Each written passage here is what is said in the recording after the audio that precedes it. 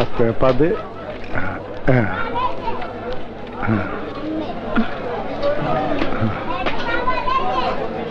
মা এই রিস্কেও আস্তে আস্তে।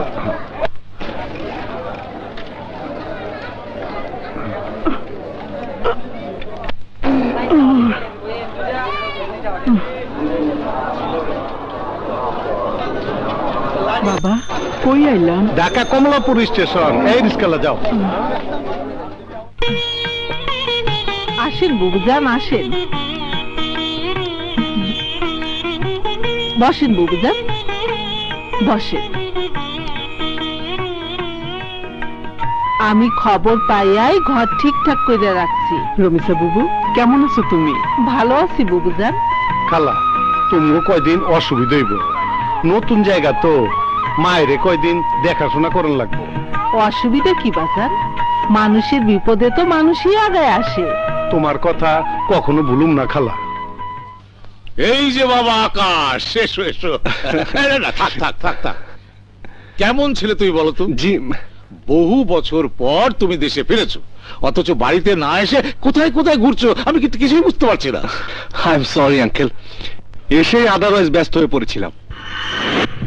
নিশ্চয়ই ব্যারিস্টার আসাদের ওখানে গিয়েছিলে।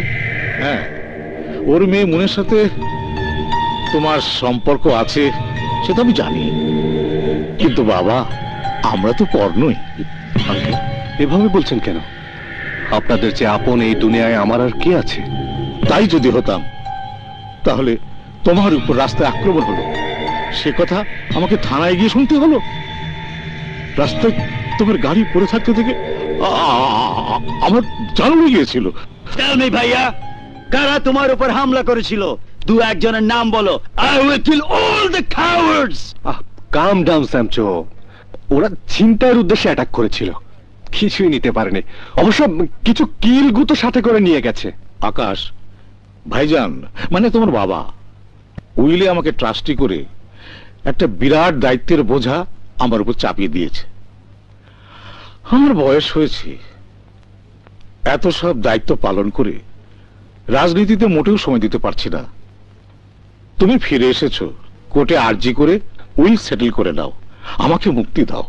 আঙ্কেল বিষয় সম্পত্তির দায়ভার বুঝে নিলে আপনার রাস্তাটা পরিষ্কার হয়ে যায়, তাই না? মানে পরিষ্কার। আমার কাঁধে সব দায়িত্ব দিয়ে আপনি কূটনীতি করবেন, রাজনীতি করবেন, এমপি হবেন, মন্ত্রী হবেন, তাই না? আসলে আপনারা কেউ আমার আপনজন না, দুশ্মন।